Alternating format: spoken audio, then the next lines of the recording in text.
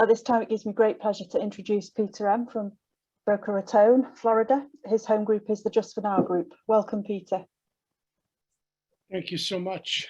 My name is Peter, recovered alcoholic, and grateful to be alive and sober and part of a sacred place called Alcoholics Anonymous. And thank you, Mel, and the group for this really cool invitation. I've never done a one-year group anniversary on Zoom before. And it still feels like I dropped acid and turned on the Brady Bunch with all the boxes. But I'm really glad to be here. It's the first time Katie and I shared, if you will, the podium together. So that's cool. And I'm grateful to be here and share whatever God has for me. And we'll see where we go. June 23rd, 1988 is when the loving God separated me from alcohol. I'm very grateful for this gift of sobriety.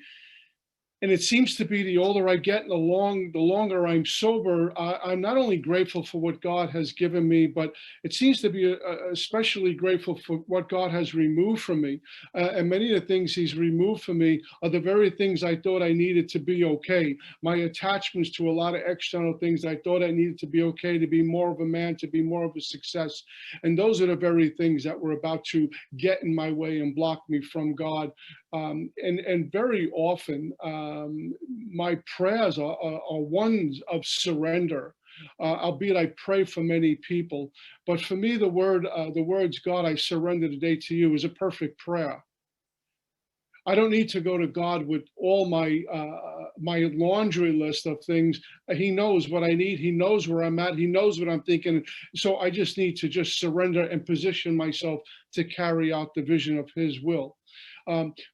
You know, June 23rd, 1988, I had no clue what surrender meant. I didn't have the ability to surrender, but things were done to me and the removal process began way before I awakened to it. And in 1988, I was homeless on the streets of New York.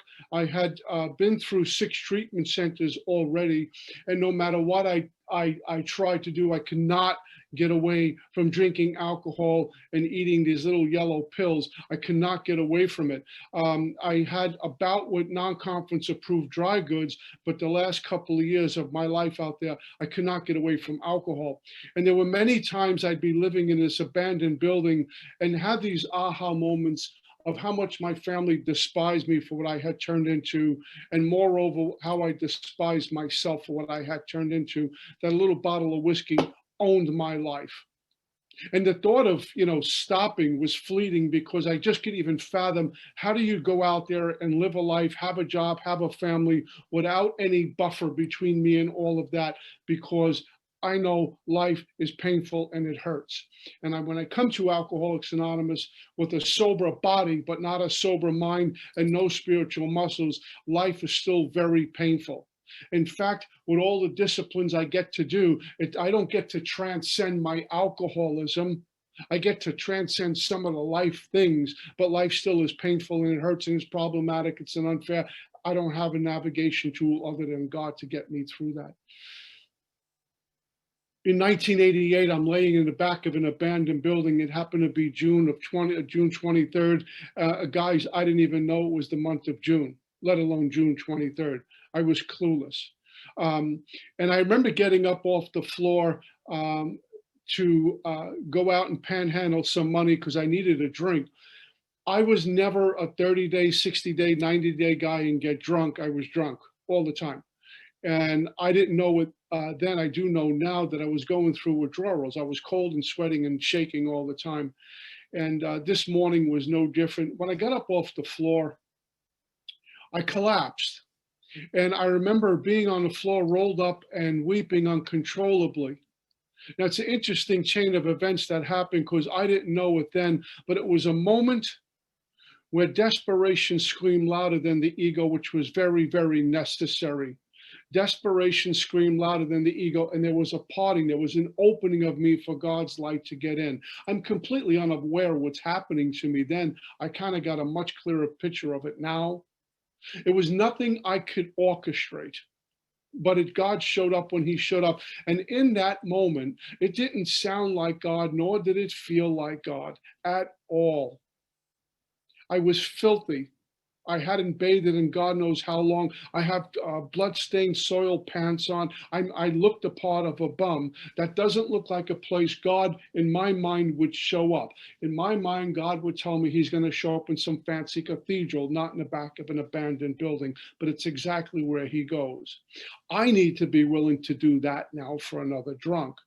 And so what I did, as I begin to weep uncontrollably, the very same God that I mocked and spat at for so long, I cursed, I despised, was the very same God in that gift of desperation. My first GOD, conscious contact with God, was a gift of desperation. I begged that very same God to take me from this. I don't want to die. Now, here's where the surrender comes in. But I want to preface it by telling you, I didn't even surrender. I didn't have it in me to surrender, to go to any lengths, to have excitement or passion or desperation, all downloaded to me from a merciful God. In that moment, I knew I didn't want to die. God, please take me from this. I don't want to die. Praying he's up there listening, wherever he might be. I wasn't thinking like, I need to go to AA, I need to go to treatment, I need a detox, I need a sponsor, I need to go through the steps. None of the recovery tentacles were anywhere. It was, I just don't want to die, and God stripped me down to nothing, which is a necessary process with me now with 33 plus years sober. And then God was able to speak through this very big brick wall. And in that moment, when I begged God for help, I realized now God gave me a surrender. This is how this works.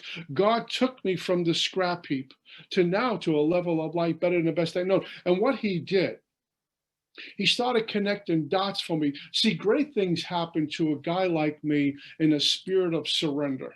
That's why every morning I go to God and surrender today, surrender my sobriety, surrender my career, everything. There's room for growth. As soon as I say I know and I'm in charge, how could I grow? As soon as I get attached to even the big book and the mechanics, what room do I leave for God? It's an exercise in self-reliance, and my ego loves it. Where is God in the growth? The best thing I could do is I don't know what to do. I don't know where to turn and what to do. There's God room in there. And on that particular day, that's exactly what happened. And God connected the dots. And I will tell you, my dad was about 3 or 4 hours away from me in a town called Atlantic City, New Jersey. And as he said it, he was awakened out of his sleep, makes the trek, finds me standing on a street corner, completely Looney Tunes, tore up from the floor up, and finds me. And God put me with him, and I was placed in my 7 treatment center. And after 10 days of being in treatment, I was already forgetting what took place 10 days prior. Because alcoholism is not interested in any surrender that I make. It's not interested in my big book. It really is not impressed with anything. What it wants me dead, but it'll settle for me drunk. So for me, it's about a constant surrender and growing in understanding and effectiveness. I started treatment in Long Island, New York, and I finished up in Minnesota a year later. And I heard some people sharing a message from this book who were living in the fellowship and had a spirit of service in all that they did. And I wanted what they had to offer. Just want to share a quick story with you about the gift of surrender, but I'll tell you, surrendering sometimes does not feel good, especially when I'm forced to a place of surrender, because the ego gets grinded into dust and it doesn't feel good. It doesn't look good when that's happening. Several years ago, I became a business owner, and I had the honeymoon phase. I never realized how much sacrifice and time is involved in owning your own business, working without a net, responsible for many, many people, their payroll, their insurance, their coming to work, the clients that come through the door. It's a loaded gun, and I really was getting taken over by it, but I have a great staff, and little by slowly we're chopping wood and carrying water, and the business is starting to catch momentum. Then things began to change. And the same way things go up, they start to go down. And I began to be worried about my business to the point of I was about to close the doors on my business. And here's what happened to me. I would sit in my office and sit at home, and I was wearing work on me all the time. I wasn't traveling light. I was traveling incredibly heavy because it was my business and I owned it. And when that began to happen, I lost inspiration. I couldn't live in spirit. I was not inspired because I'm playing God and I'm running the show and I'm going to fix this. And then one particular day, I was invited to a grand opening of a treatment center down here in South Florida. And about 2 hours earlier, I went to the bank and I took a look at my bank account and I realized I had to call up Marion and tell her I can't pay the rent. We can't pay the rent this month. How did I get here? How did I get here with all the work I've done? With all the work I've done in the field I'm in, how did I get here? Why has God kept me at such a humble place with money? And the last place I wanted to go to was this treatment facility, but I went because they were friends. And when I walked in the waiting room was this big electric scoreboard that said, "Welcome, Peter Marinelli." Now, most people would feel really good about going there now. Look at this, I'm a star. I felt worse. And when I walked in, the owner came out and a lot of the people who worked, and he says, Peter M., Peter, I can't believe you're here. They're hugging me. They're shaking my hand. They're saying, thank you so much. Your CDs helped me so much. Oh my God. Now, I only say that for this reason. Most people would say, wow, I'm glad I came. This feels a lot better than I did 2 hours ago. I'm dying 1,000 deaths because in my mind, my business is failing, capital MY. My money is not good, capital MY. I'm not even worthy of anything right now. And these accolades are making me really uncomfortable. When the meeting ended, I went back to my car and I began to weep. I sat behind the wheel of my car and I began to cry. What class did I miss that they hand out the pamphlet in AA, How to Be Rich and Successful? What did I do wrong? God, have you forsaken me? I can't pay my rent, and these fellows who own this facility are young enough to be my sons. What did I do wrong? And I was petrified. So what do? You call your sponsor. And I prayed with my sponsor over the phone. And I went home, as Katie was talking about, I wrote some inventory and shared with them. And it was a dark night. It was a long one, but I got through it. What I didn't know then, I do know now, is that instead of me being a business owner, the business owned me. I was completely attached, enmeshed in it. And I realized that. And so what I had to do was on bended knees right at my altar, right next to me here, is go before my God as if he didn't know, but I need to position myself for this. My prayers to God do not command the Spirit to do anything, but they place me to position to be changed by him. And I went before my God and say, whatever you want to do with my financial life, my relationship, and my business, let it be done. I stand ready to go all the way into the forest with you, even if it means unemployment. Your glory is greater than money and this career. And I let it go. Here's what happened. My business got even worse. But I kept chopping wood and carrying water. And I knew we were going to close the doors at any moment. There was no money to even pay ourselves. And I continued to surrender. Frightened the whole time, but I'm holding on to God's cloth, if you will, like a baby holding on to mama in a busy street fair. Sitting in the office one day, all of a sudden stuff starts getting downloaded. That's contagious. God is very contagious. And we started to be inspired and we started to make some changes. Remember why we're here, not to make money, but to help people to get them to a 12-step fellowship. It wasn't about anything else. And then it got traction. And my business is fine today. I'm even better. I'll tell you why. Even though my name on paper says Peter Marinelli, owner, I don't own the business. It's his business, and he will keep it open as long as he needs and close it when he chooses to. I see that happen with folks with home group. My home group, we're about to close. Oh my God, you served its purpose. Now move on to another one. Who's in charge, me or God? And that is truly walking with the spirit of surrender.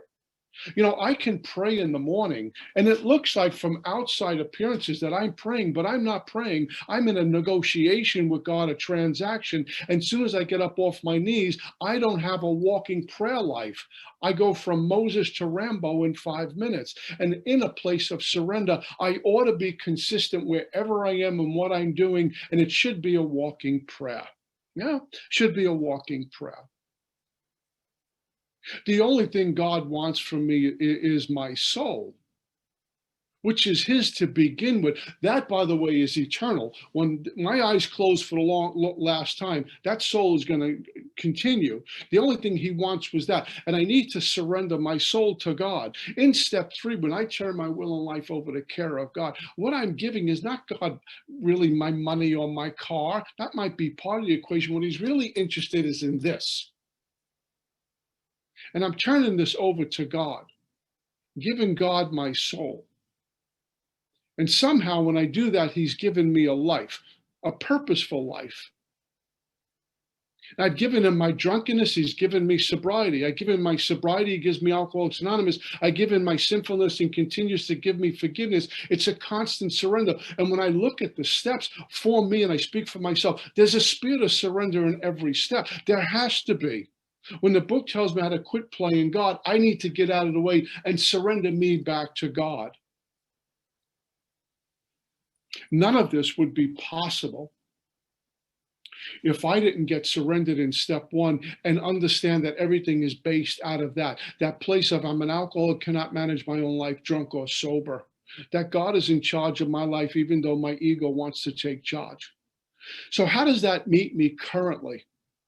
You know, have gone through the steps so many times, have written so much inventory, had shared so much of that inventory. I'm like up to date on amends. How does the spirit of surrender with 33 years sober, gone through the book so many times, meet me? It meets me in this talk.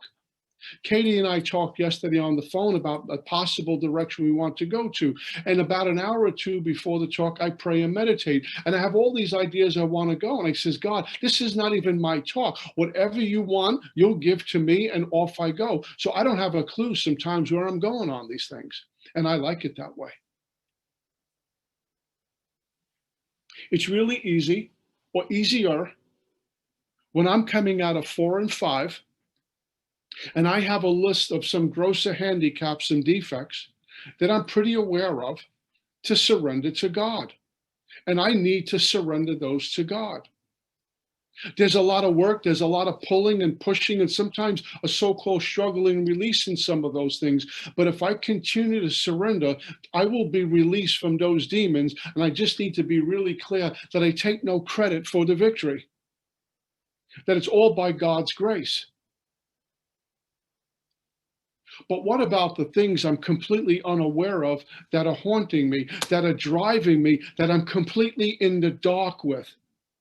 You know, it's kind of like the fella who goes to the gym and works out 4 or 5 days a week, or the young lady who goes to the gym 4 or 5 days a week, and they walk into the home group, you go, oh my God, they look fabulous. They're in great shape. They're eating really good. The clothes look great. They look like models. Oh my God. And you find out that they go to the gym 4 or 5 times a week and they're doing all this work.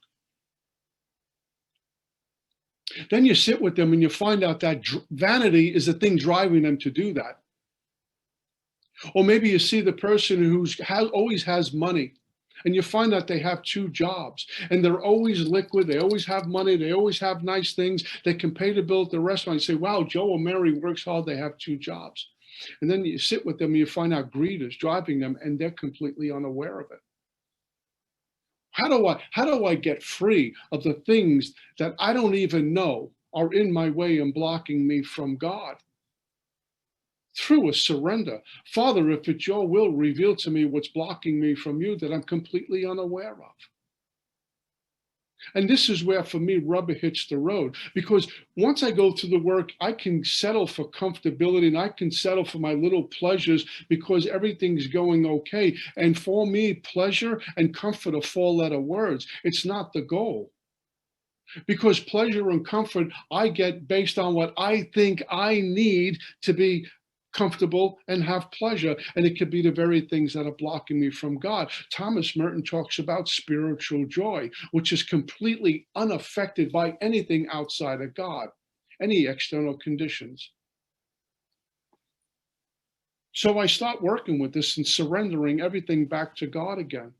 How far into the forest am I willing to go? How far into the darkness am I willing to go where I can't see anymore? And for me, I've hit a couple of places in doing all these disciplines and a continual surrender to God to be free.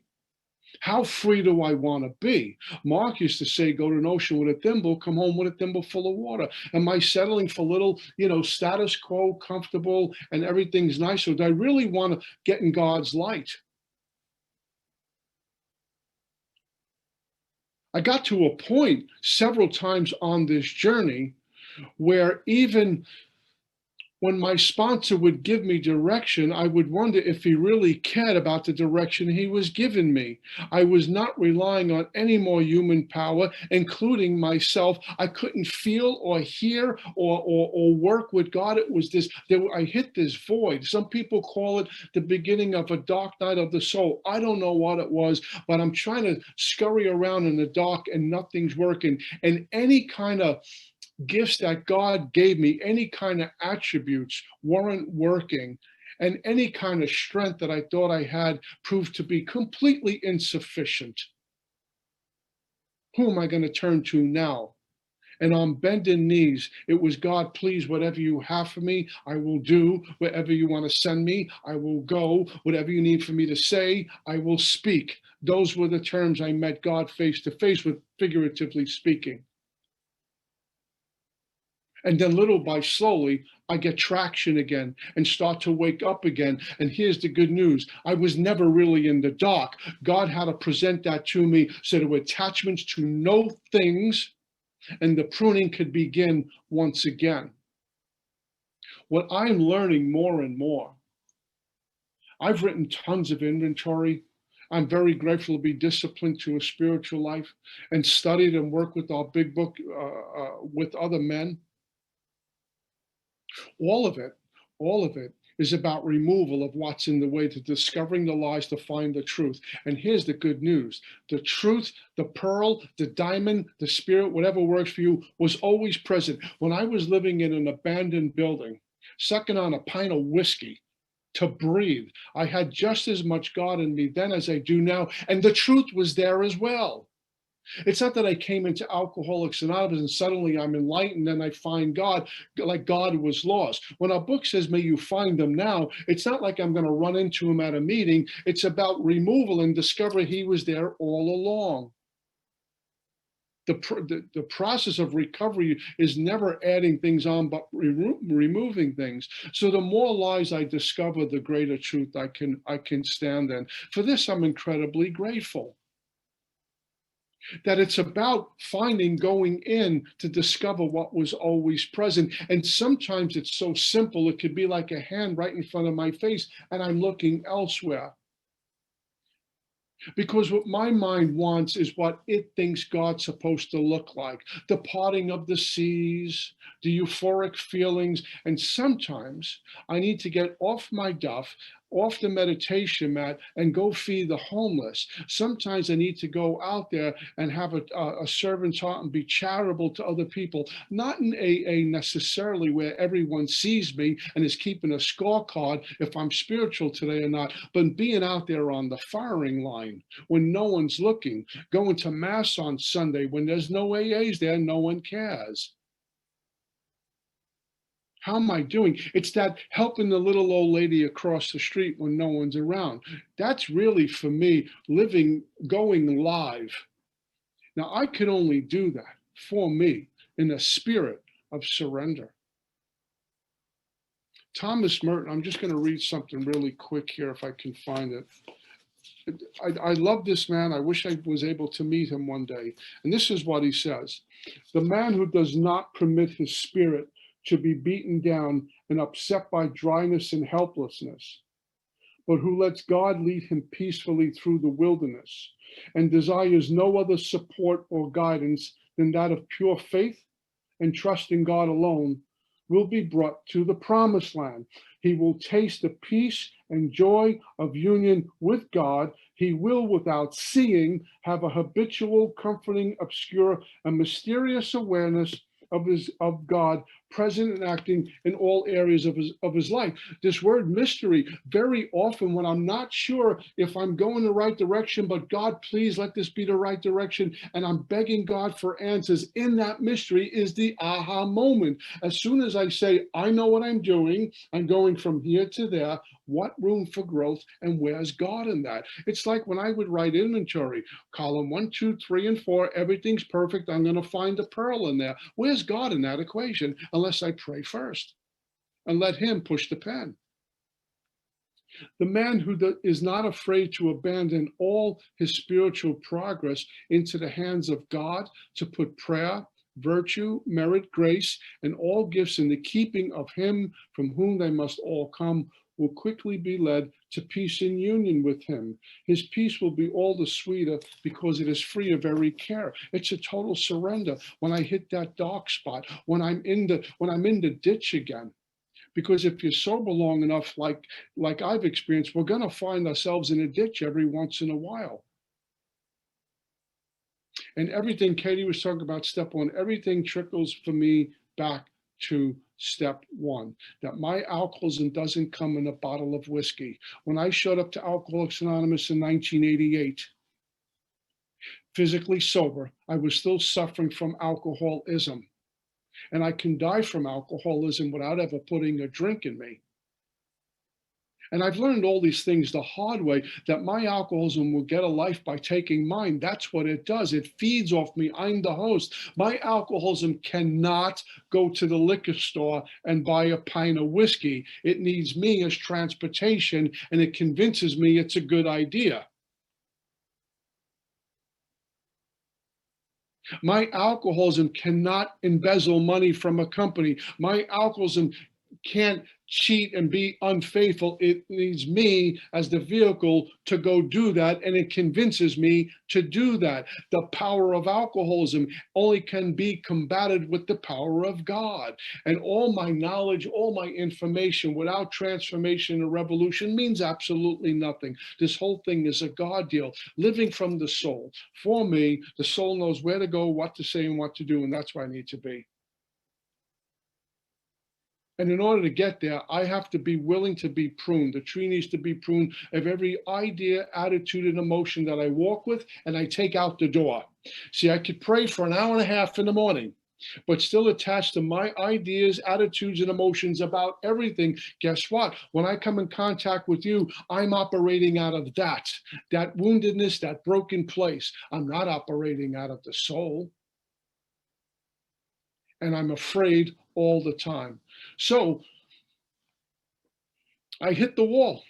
I've hit the wall many times in Alcoholics Anonymous.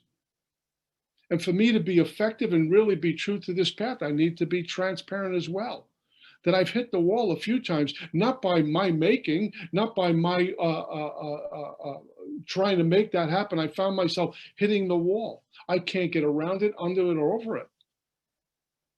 And I tried many different things. More money, more quiet time, more meetings, more inventory, more spiritual books. And then when I'm all beaten up, I drop to my knees, say, God, I don't know what to do. Please help. And suddenly God speaks through a brick wall. My current practice every morning, there was a time, let me tell you, where I got attached to praying and meditating, which is fine, but I had to have sage and candles and gongs and CD music, and the candles are burning right and the sage is going. I have the Electric Light Orchestra performing in front of me, and the only thing that's praying and meditating is that stuff, because I'm watching it all. And I had to read all these different books in the morning, and I was getting sick doing it. My current practice, my sponsor has me reading some pages in the morning, and then I go into sacred silence and prayer. I pray for many people in the morning. It's all a spirit of surrender. Even people I love, I approach that with the surrender, if it be your will, God.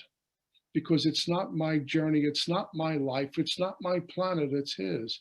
And I'm a spoke in a wheel here. I get to travel a lot lighter. And right now, the way the world is, it is really, really seductive to take a side.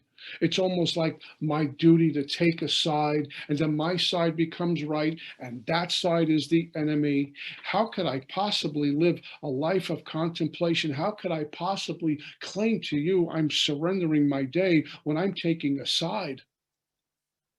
And the side is me against you. This is God's deal. And I need to fit myself in there to remember my primary purpose. Stay sober, help another alcoholic achieve sobriety, and be willing to go to any lengths to do that. My home group, I haven't mentioned, is Just for Now group in Boca Raton, Florida. We meet Saturday mornings at 10 a.m. And my sponsor is Bob Azans out of St. Paul, Minnesota. So I'm very grateful for this. I am grateful that God has given me a spirit of surrender to surrender to being teachable to all the sponsors that have been put in my life. It's got me here to talk to you today. The most important relationship in my life is with this power. I practice fidelity to this power. I would love to tell you I do this whole thing perfect, but I don't. You're looking at someone maybe one day might be a spiritual being and maybe one day might become an enlightened being, but I'm clear about this. I'm a human being subject to breakdown. I'm flawed. That's my going around. Scripture says I'm weak flesh sold unto the slavery of sin.